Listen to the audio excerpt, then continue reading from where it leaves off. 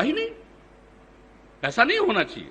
इसलिए हम हाथ जोड़ करके प्रार्थना करेंगे कि अगर इसके बारे में कोई भ्रम है तो फिर बातचीत करेंगे हम लोग। और कहीं भी कोई भी डिले है किसी इन्वेस्टिगेशन में, हम सारे मामलों में आज ही हम मीटिंग बुलाएंगे और आज ही हम कहेंगे किसी चीज में कितने में तुम्हारा इन्वेस्टिगेशन में कितना समय लगा है और इन्वेस्टिगेशन ससमय किया जा रहा है कि नहीं किया जा रहा है, सब चीजों को जरूर पूछेंगे। अभी मंत्री जी ने बता दिया कि इसके बारे में पूरा देखा जा रहा है और इसको किया जाएगा, तो इस बात को ध्यान रखिए।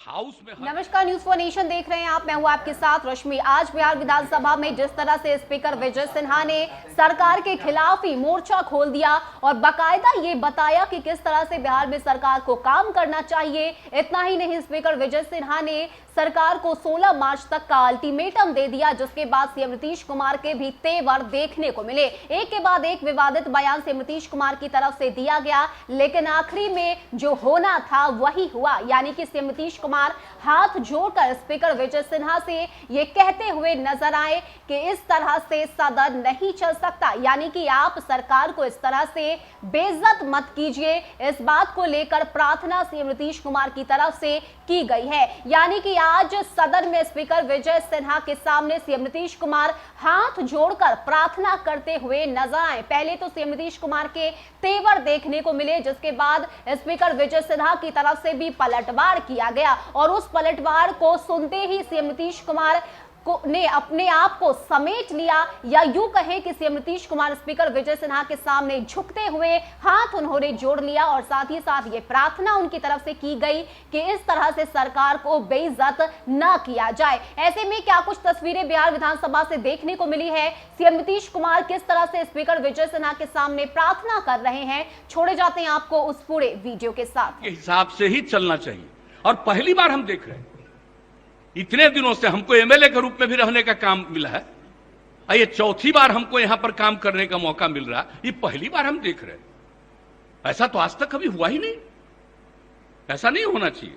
इसलिए हम हाथ जोड़ करके प्रार्थना करेंगे कि अगर इसके बारे में कोई भ्रम है तो फिर बातचीत करेंगे हम लोग। और कहीं भी कोई भी डिले है किसी इन्वेस्टिगेशन में, हम सारे मामलों में आज ही हम मीटिंग बुलाएंगे और आज ही हम कहेंगे किसी चीज में कितने में तुम्हारा इन्वेस्टिगेशन में कितना समय लगा है और इन्वेस्टिगेशन ससमय किया जा रहा है कि नहीं किया जा रहा है, सब चीजों को जरूर पूछेंगे। अभी मंत्री जी ने बता दिया कि इसके बारे में पूरा देखा जा रहा है और इसको किया जाएगा, तो इस बात को ध्यान रखिए।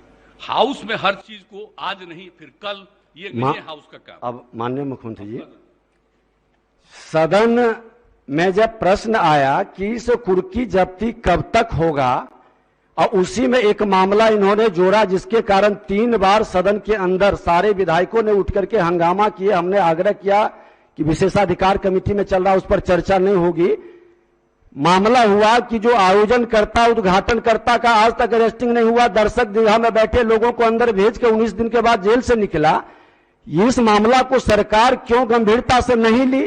और आज जब हुआ कि इसे कुर्की जब्ती कितने लोगों की हुई, वही घटना में, जिस घटना में सरस्वती पूजा का मामला में कि निर्दोष को ला करके खाना पूर्ति पुलिस कर दी है। और दुर्भाग्य से देखिए, आप एक बार सुन लिया जाए, दुर्भाग्य से माननीय मुख्यमंत्री जी, ये घटना मेरे क्षेत्र से जुड़ा है। आपका गुस्सा जायज है और संविधान हमसे ज्यादा आप जानते हैं, इसमें भी दुमत नहीं है।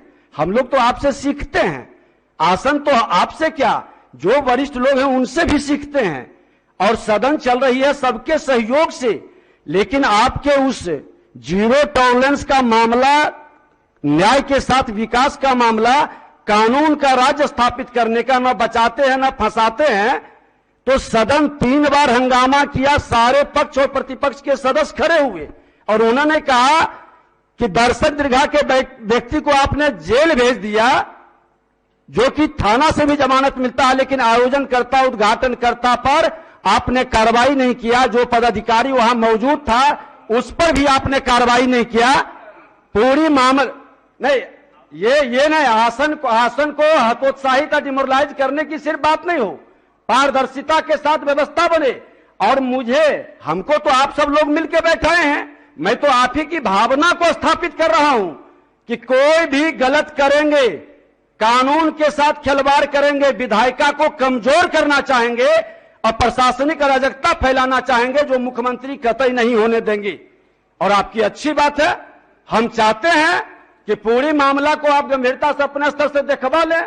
ये तो दुर्भाग्य है कि मेरे क्षेत्र से जुड़ा है और आप खुद कई बार कहे हैं कि विधायक का पूरे बिहार का कहीं की भी प्रश्न को, कहीं की भी व्यवस्था को देख सकता है। उन्होंने पूछा कि कुर्की जब्ती अभी तक नहीं हुई, आपने अभी बोला कि 60 दिन के अंदर नहीं करेगा तो कार्रवाई करेंगे।